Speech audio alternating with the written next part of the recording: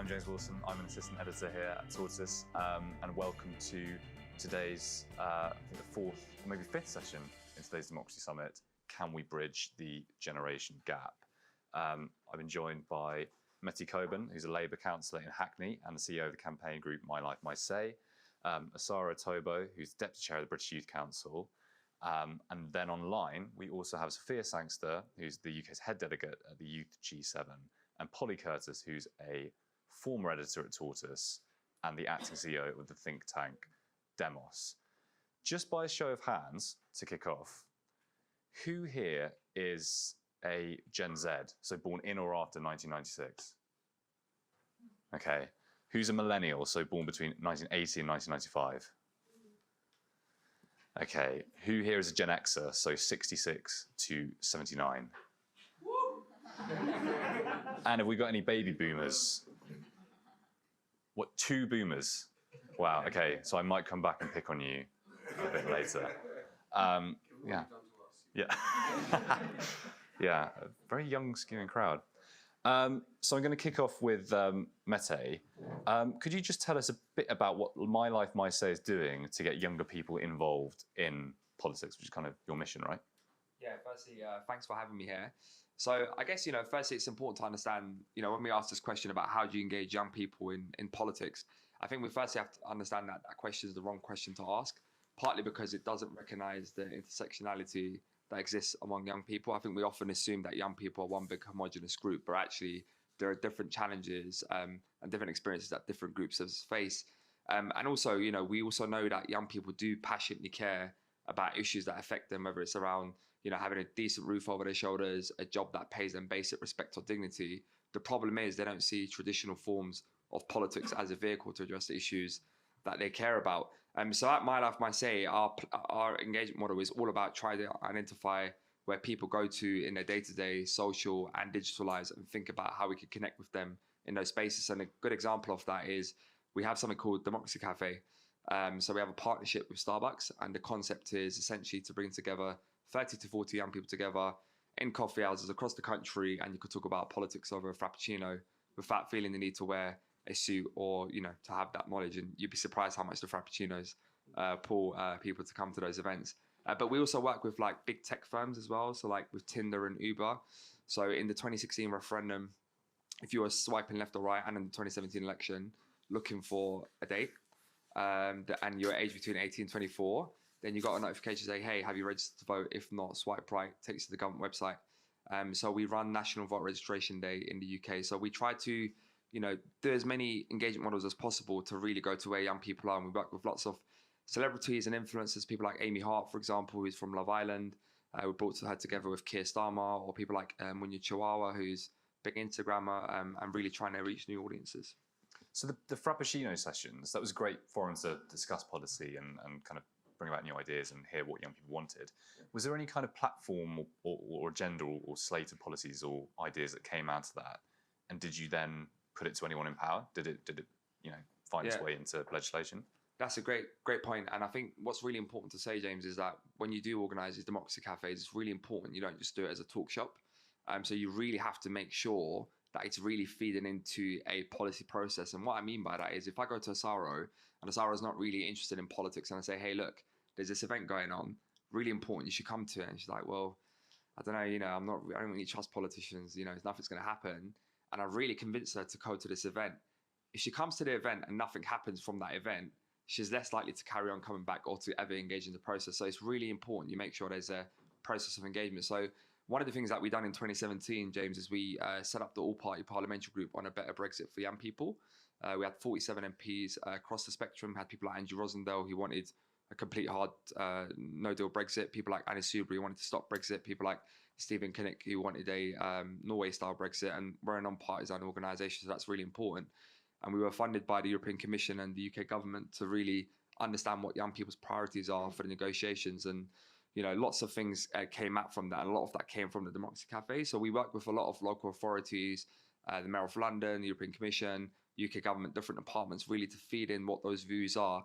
But the beauty of the Democracy Cafes is when you go in there, it's, young people decide what the agenda is. And what I mean by that, in the first round, you have a list of 10 different topics. So it could be climate change, criminal justice reform, whatever it is. And in the first round, each group of young people will essentially vote for the top 3 topics that they would like to discuss for that Democracy Cafe.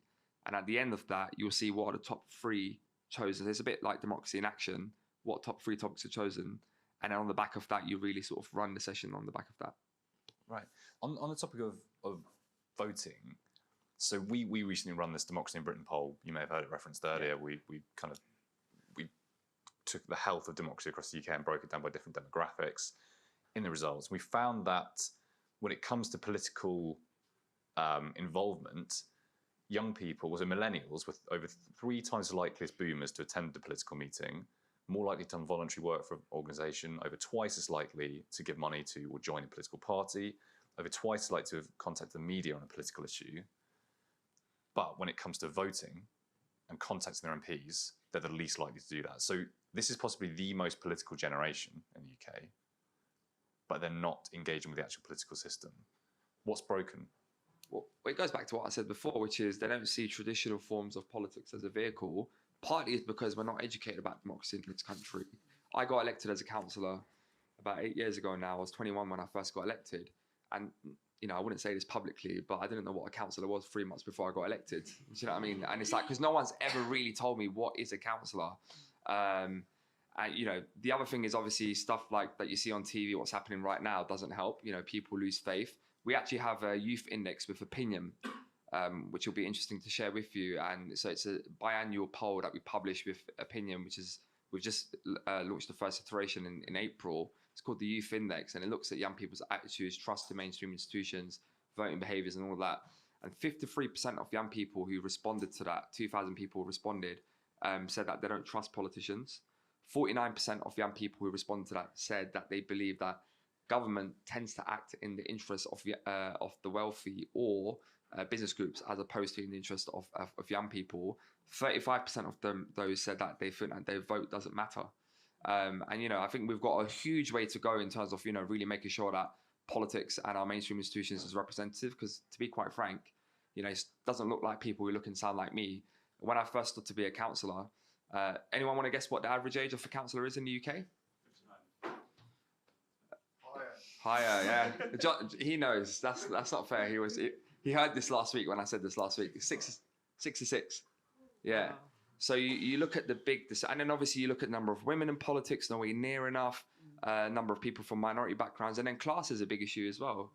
So we've got a long way to go to get to that. So I think your findings are certainly not surprising in the sense that definitely people care about issues, and you look at the Black Lives Matter movement, look at the Me Too movement, you look at the climate strikes, people care about issues. The problem is they don't see traditional forms of politics as a vehicle to address the issues they care about. Asaro, your organisation, the British Youth Council, tries to harness the power of that kind of youth activism that we talked about, and tries to basically make these young people's voices heard. What are the actual levers that the British Youth Council has found that you can pull in order to make that passion and kind of convert that into change? So the British Youth Council is a charity that has been around for 70 years, so quite an old organisation. I am deputy chair of the trustee board, and our trustee board is filled with young people between 16 to 25. So we are for youth, and it's driven by actual young people driving strategy. And one of the things that we do, we have different programs around single issues. So things like around climate change, knife crime, mental health. So we have campaigns around that.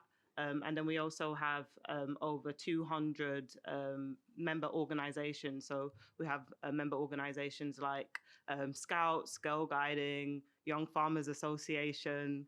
And one of the programs that we also run is the UK Youth Parliament. So we have young people from across the UK who talk about issues that are important to them in their own constituencies, and they get to have a sitting in the House of Parliament. So we have all of those different ways that young people can talk to us about the issues that are most important to them. One of the things that we do at the charity, we work on building key relationships with people in government. So one of the things that we do is we have presidents from the three highest represented parties in Parliament. So it's a non-partisan organisation. And I think that's really key to make sure that we have those different modes of engaging with young people across the UK. It's not London-centric. And we need to ensure that no matter the political affiliations that young people have, we are building those relationships with MPs. So we do that through private conversations. We do that with like all parliamentary groups. So one of the things that we're doing right now is a campaign on Votes at 16. We have a partnership with The Body Shop, big partnership with them, and they're working with the UN across the globe to empower young people into positions of power. How has the experience of democracy differed between your generation and the one that's come after you? Well, the brilliant panel you have here will tell you far more than I can, but in preparation for this, I reimagine my impressions, my expectations and hopes from the democratic system from the point of view of someone 20 years younger than me. And you know, what we've just watched on the TV speaks to that. How depressing, how broken, how remote, how irrelevant, how far away from our lives is the political system now. So thinking back, kind of growing up, I know the difference between a Conservative and Labour government. I saw the impact of a democratic vote, and that was true whether you were Labour or Conservative. You knew the difference and the difference your vote made. My 16-year-old daughter cannot imagine that. They're all the same. When I think about free speech, I think of civil rights movement in America, the end of apartheid in South Africa. Freedom to me means Nelson Mandela. To my daughter's generation, it means Donald Trump and QAnon. So culturally, things have completely changed. Digital has changed the way we have conversations. It's dispersed power. We're not in a command and control system that Boris Johnson clearly believes in anymore. It's not the way it works. And we need a different form of democracy to win back the trust that is so fatally kind of gone from our system. Mete talked about the political nature of next generations, how political they are, but how far from the current system their political culture is. And that's why at Demos, and you know, personally, I believe we need to start a reset on the political system with a deep listening exercise. This is not about fiddling a few rules and here and there, which I absolutely believe should happen ultimately, but it's so much deeper. It's so much more existential than that. And so I think we need to start with a really deep listening exercise, more like a truth and reconciliation, about the kind of democracy we want and what the purpose of democracy is. And James, I think there was a really interesting point in your poll about what people think democracy is for. Is it representative? Is it a delegation that you send to Parliament? In Demos's view, we think it should be more participatory. That is more true to the way cultures are moving at the moment. And one of the reasons we need to rethink the purpose of democracy is that I don't believe the parties we have are relevant to us anymore. They don't make sense anymore. Young people have grown up with parents who aren't Labour and Tory voters, but are distrusters now. And it's that distrust that is condensing generationally. And I don't think that's going to change. I don't think we're going to suddenly see mass uptake of the current parties again. So we really need to rethink with the political leadership of the country how we do this. And at Demos, what we argue for is more participation in democracy, more places for people to get involved, more humility in policy making, which talks to Mete's point about how out of touch politicians are, and public services that work with communities rather than tests and punishes them. So a very different model of democracy. And what we talk about is a more collaborative democracy, where leaders are honest about the difficult choices, turn to the population to help resolve those things, and where it isn't a binary debate the whole time. We can get into the really difficult choices we have to make as a country, because it's not going to be representative anymore. The choices are too hard. We need the voters to be involved in the difficulty of the choices we face as a country. On that divide, you can see that Labour and Conservatives are transitioning from a kind of class-based divide in terms of their voter bases into an age-based one. Do you think that unless we bring about the kind of change that you want, those parties will just double down on their bases and kind of throw more red meat to them and see the generational resentment that we're starting to see more in the press than played out within families? But they'll start to really feel that, and it could be something quite nasty. So I think as a journalist, in the aftermath of the EU referendum, I made it my business to change the way I did reporting, and I went out and I listened to people. That's why I joined Tortoise, because we went out and we were listening to people, and we are listening to people like Tortoise is today. I see politicians. The reasons I did that was because I felt inhibited. I felt kind of disabled, like I kind of an inability to do my job well, because I did not understand the country we are in. And I look at politicians today, and I think it's exactly the same. They do not understand, they do not connect with the diversity of views in this country, and are so divorced in the Westminster bubble, in the way party politics binds their decision making and prevents them from really thinking what's the right thing for the people in this country. And that's why I think a change towards a more collaborative democracy would actually improve their ability to do a better job. It would improve policy, because you would be involving the people who really know about this stuff. Yeah. Thank you. If I could go to Sophia Sangster online. She's still with us. Sorry, not Sophia. Safi Sangster. You work at you're as the acting head of the Youth G7, or the Y7, and your organisation essentially brings together young leaders from around the world to debate policy and then put them to the G7, if I understand that correctly. Have you seen an international organisation like the G7 as something that's more willing to take up and listen to young people's ideas and to implement the outcomes than national governments would be? Yeah, thank you. I think that's a really interesting question, and maybe a slight correction as well. I actually am a volunteer, so all the youth delegates to the G7 do it in their own time. And I think that frames the power shift and the power the power dynamic and lack of shift that we're still experiencing in multilateral international decision-making and policy-making processes.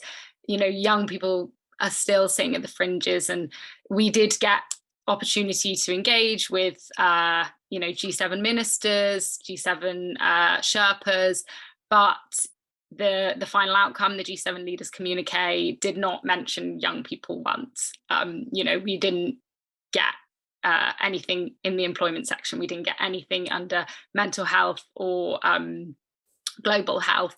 And I think one of the main issues that we're up against is this siloing of young people's issues and kind of a lack of recognition that the young people's agendas are cross-cutting ones. And I think Mette put it perfectly earlier. We're also not a homogenous group. Young women have different priorities and needs to young men, and I think while it's such an important engagement process to start opening up those conversations, we've got such a long way to go, and we've really seen in the last couple of years an explosion of this concept of the youth advisory council or youth engagement group. But what we need to see is, you know, mainstreaming across policy forums and decision-making forums, and something that, you know, was so evident when the G7 communique came out is that, you know, there is that disconnect at that international level just as much as we've been talking about it domestically. And I think 9 leaders, 7 from the G7 countries and then 2 EU reps, 8 of the 9 were men. The average age was 60, with the oldest being 79. Only 1 was from a minority ethnic background.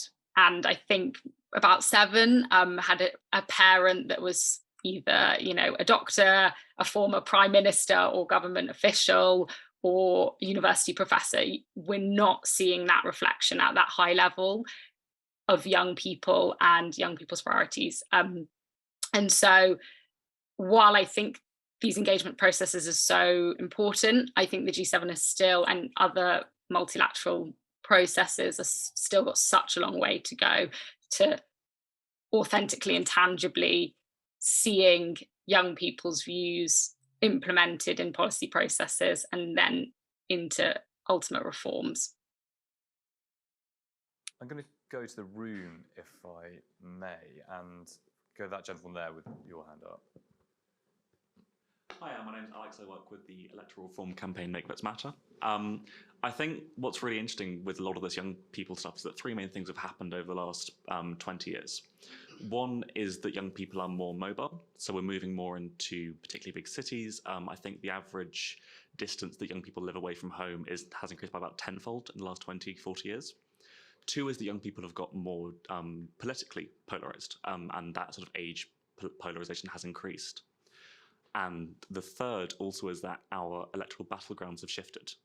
Cities are increasingly electoral strongholds for Labour, and actually where the sort of marginal areas is a much older area. And so we kind of find this thing with, yes, young people don't really think their votes matter. I think as an electoral reformer, obviously that's a lot to do with our voting system. And that, again, like I helped to flip a marginal ward at the last election, Lancaster Gate, which had lots of young people. And this whole idea of marginality matters, because for the first time this ward was in contention and people were suddenly saying, no one's ever actually knocked on my door. These were students, these people who have lived in consistently safe constituencies, and said, no one's ever actually listened to my voice. And so I think a really key part of actually making sure the young people involved, and again, what Gina Miller was saying earlier, is actually making sure that we have a voting system that means that you don't have more electoral weight because you're a red waller, because you are a pensioner, because you live in a certain area, because you don't move about in various constituencies because you're moving for education or work. And to really make sure that our voting system is much less about place and much more just about getting the most votes. So proportional representation, you think, would be a big mechanism to... And that's my day job. But I also, as a young person, do really believe in that as well. Right, okay. Sorry. So I'm James Harding. I just want to pick on a point, Mette, you were making before we were rudely interrupted. Is there a way of getting a lens on the quality of work that councillors do? Because I know we talk about, you know, the point you made last week about, and today, about 66 years old. But I've got a picture in my mind of a councillor kind of, and it's not very flattering, to be honest. But the point that Rory Stewart made sitting next to you last week was the real question we should be asking is Nadine Dorries any good, right, at her actual job, right? It seems to me that's a good question to ask councillors too. And I don't know whether you feel as a councillor there's a good system of saying, oh, this year Mette Coburn is the, you know, councillor of the year for X, or vice versa, there's someone says actually you have work on performance to do. Is there a system around councillors that you've seen that is good for judging performance other than voting? So in short, answer is no. And actually, as someone who's been in, like, you know, I'm in the cabinet for Hackney and been appointed for the last 2 years now. And, you know, I so oversee environment and transport. So that's making sure our streets are clean, bins are collected, response to climate emergency, energy efficiency, public realm, transport, bus, road network, all that sort of stuff.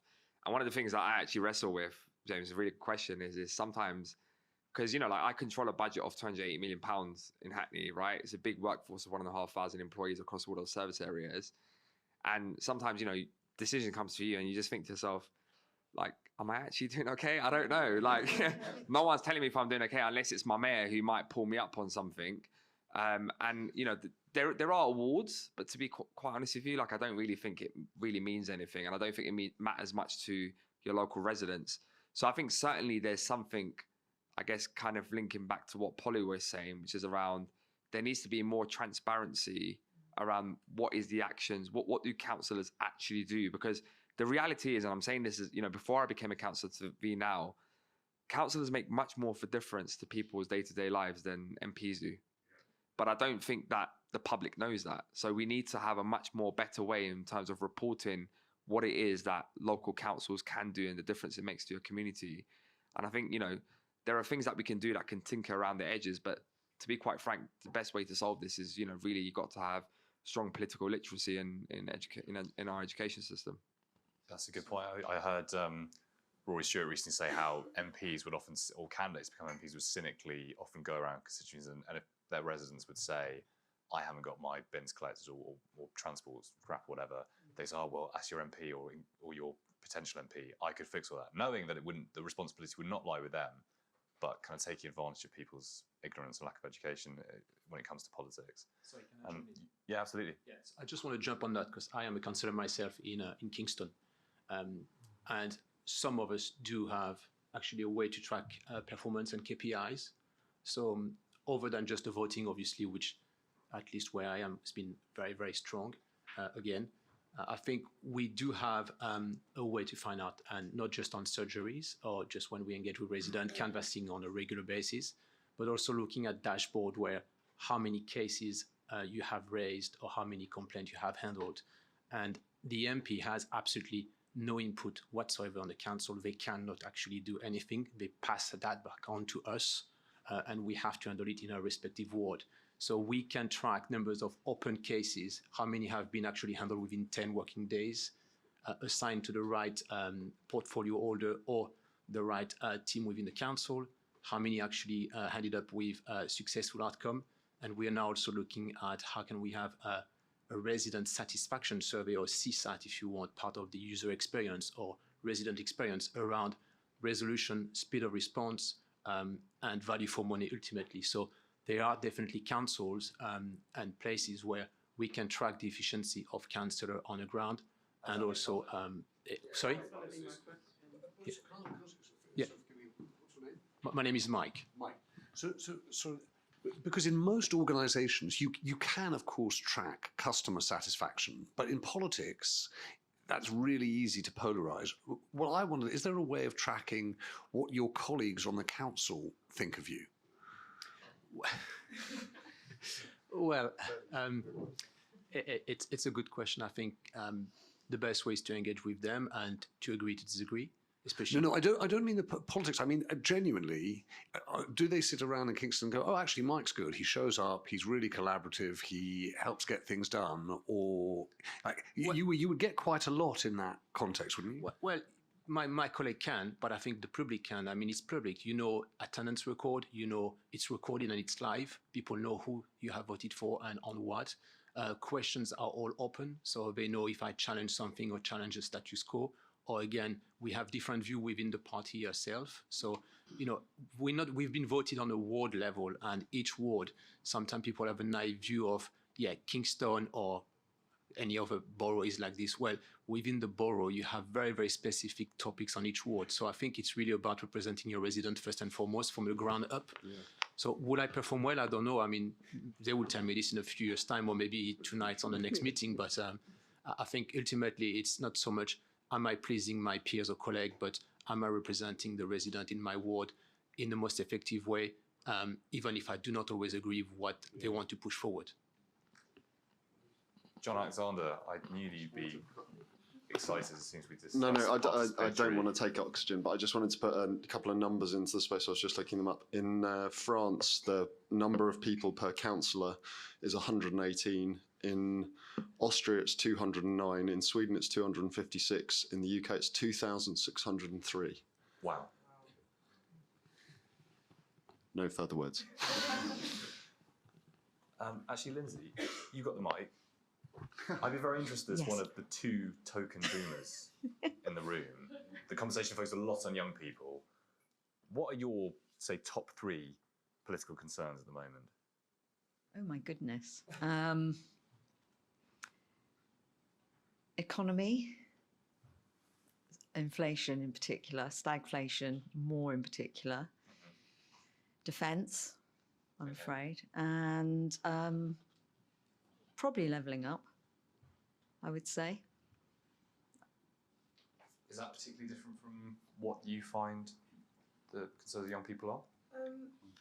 I would say that levelling up agenda is something that is quite prominent in what I see because, so I'm based in London. I spent 6 years living in Hull when I went to university and worked there. And only actually living in a place like that, I could see how stark the differences are in terms of the resources that are available for young people, not just young people, older generations as well. And one of the things that we do at the British Youth Council is have this national survey about what are the top issues that are coming out amongst young people. And even though levelling up wasn't a number 1 issue, it was an underlying factor, I think, across all of the main issues that come up. So mental health, education, employability, it's that lack of access that people have across the different nations, different parts of the UK is something that is really of a concern to young people, I feel. So I'd say on that point, yeah, there's that common ground there. So in terms of actually bridging the generation gap and kind of starting a kind of reconciliation process, like Polly said, I'd be interested to go to you, John, on your work of citizens' assemblies.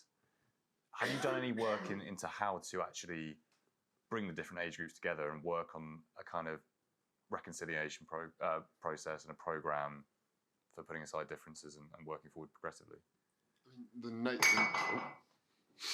Excitement builds. The nature of a properly run deliberative democracy process, and there are many different varieties of this, but the nature of it is that the recruitment for those processes based on sortition. So it's random selection and to be a representative sample of a population, or to be skewed in some way that can be decided by the design group. So you could, for example, if you were to have an intergenerational kind of justice session, you could select for an overrepresentation of boomers and an overrepresentation of Gen Z, for example. But you are designing a critical thing about these things.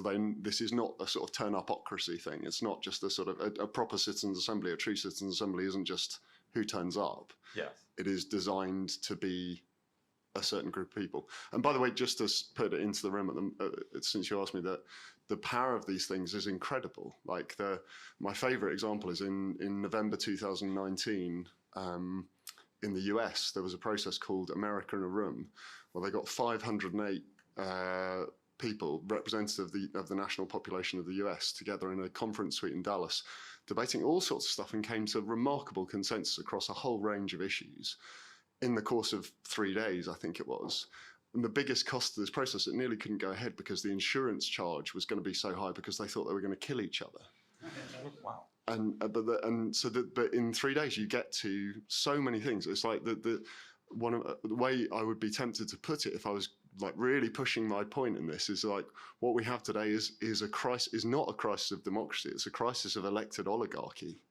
Like Aristotle talked about, elections are basically a function of oligarchy. This is not democracy. And you look at it in the States at the moment, like 72% of the US population don't think that the stance on abortion that the Supreme Court have taken is right. That's not democracy. Yeah. So there's all these things are kind of collapsing around us, demanding even deeper change, I think. Do you think there needs to be a complete overhaul of the way we select the candidates for MPs and the way we elect our MPs? Yeah, I mean, and I think it's sort of happening. Like in Paris, there's now a standing citizens' assembly as part of the city's governance structure. 100 randomly selected Parisians, representatives of the city population, including migrants and refugees in that calculation across age groups, now has the power to, among other things, decide the theme for 100 million euros a year of participatory budgeting, to commission assemblies on specific issues. Like, this is literally like Mete's democracy cafes actually making the decisions directly. And Elaine Landemore, who's a political theorist, wrote a piece in Foreign Policy magazine a couple of months ago, effectively asking the question, like, could randomly selected citizens do a better job than elected politicians? And like, TLDR, yes, right? It's a kind of, and there is actually huge amounts of mathematical theory that suggests that like that random selection actually can do better. So I don't want to come across as saying like tear the whole thing up. I'm not, but I think there is a huge opportunity and some proven kind of tools in this space. I mean, like the Irish situation on abortion is completely different, like the opposite kick, and the recommendation that went to a referendum in Ireland was formed by a citizens' assembly, 99 randomly selected Irish citizens. Well, that's my next question. I mean, do we basically have to, does any kind of participatory or citizen assembly kind of democracy have to be attached to an actual, a kind of snap poll or a referendum or some direct form of democracy? Not necessarily, but I think it can put referenda into a much more constructive role. If you have an assembly or deliberative process, James Fishkin, who's one of the theorists of this stuff, calls it democracy under good conditions. It's a different process to create the frame for people to deliberate and learn and recommend together, versus just sort of put it up into what I would call a kind of consumer context, where you're making a choice between two shit options that someone else has designed for you, versus like being involved in shaping what the choices are. When you then go to referendum, I mean, Fintan O'Toole, the Irish Times journalist, described the referendum campaign in Ireland as being immune to the usual, all the same people, all the same campaigners, all like Cambridge Analytica folk were there. But because the people who were then appealed to go on the radio and stuff were people like, well, not like us, but, you know, like were single parents, lorry drivers who'd been part of the citizens' assembly process. It wasn't just sort of those experts who don't give a shit about me, as Darren was sort of talking to. It was genuinely us. And I do think, I think Tortoise has a huge opportunity actually to sort of model how some of these sorts of things might work as you do this kind of rules process, to partner with Mete and the guys, to partner with the BYC, and actually sort of not just talk about what the solutions might be, but do a load of frappuccinos. There you go, my friend. Mete, you're a big Labour man, and you've made a secret that you would like to see a Labour government, as you are a Labour politician. One of the big crises coming down the road, and actually is here now already, is care and the cost of care, which is something that uniquely affects the older generation, but the burden is already being shouldered by the young with things like the national insurance hike. And as fertility rates continue to drop and people live longer, that's going to be a problem. Do you see the Labour Party having a kind of solution to that, which does not entrench the divide and build up the resentment between the generations? A kind of solution to those kind of issues that uniquely face the older generation, but will be paid for by the young, essentially? It's a great question, and sorry, good person to ask. I know, I'm joking.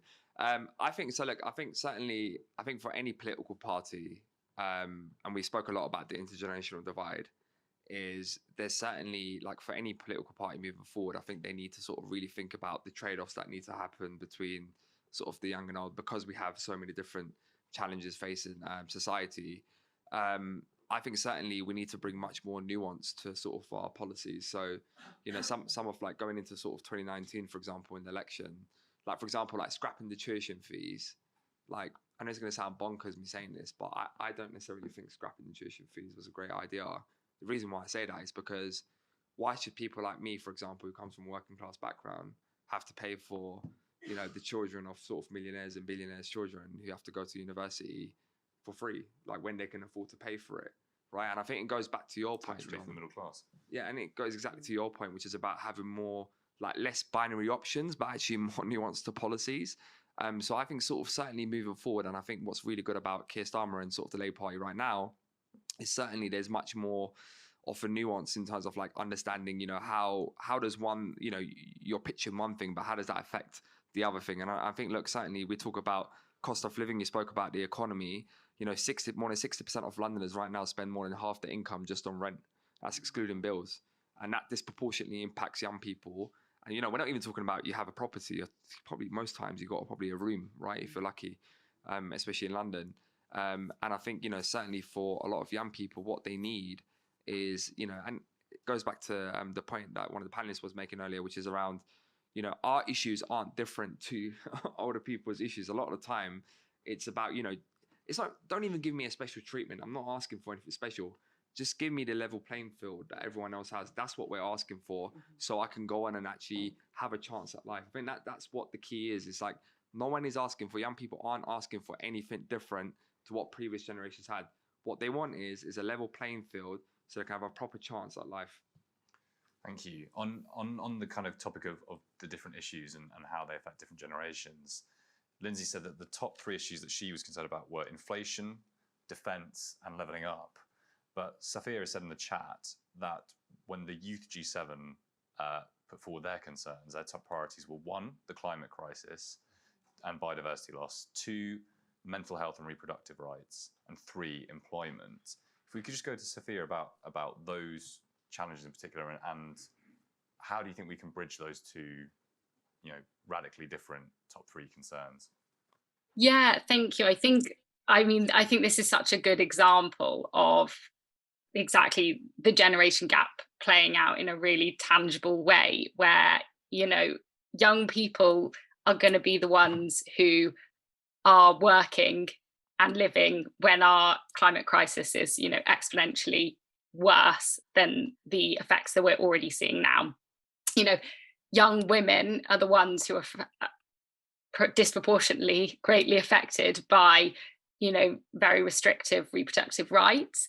And I think having that opportunity and that, a much bigger part to play, a much bigger influence when that priority agenda is being set by our governments, you know, but at, you know, a local level, but also when we're talking about domestic government, is so important. And we can see it playing out here so clearly, where, you know, the policies and then aren't implemented at an early enough stage, and then young people are, you know, facing the repercussions of that. And I think, you know, even if we think about the cost of living crisis and its impact on employment and young people, if we think about the social care crisis and, you know, decisions that are being made about our National Health Service now are ones that are going to impact young people in the future when they're footing the bill for this. So I think it's a really huge challenge, and one that's not going to be overcome unless, you know, we see that substantial power shift and that change in who is making the decisions, which we're not seeing at the moment. Thank you very much. We are sadly out of time. We're about to move on to the final session of the day, which is Does British Democracy Work for You? With special focus on London. Thank you very much to all of our guest speakers today. I'm sure it's been a really, really interesting conversation, touching on participation and proximity and how we involve more young people in politics and bring them close to decision making. And there's still big lingering questions around how we're going to pay for big challenges and how we avoid young people footing the bill and do that in a collaborative way that involves people across various demographics. I'll see you all for the next session.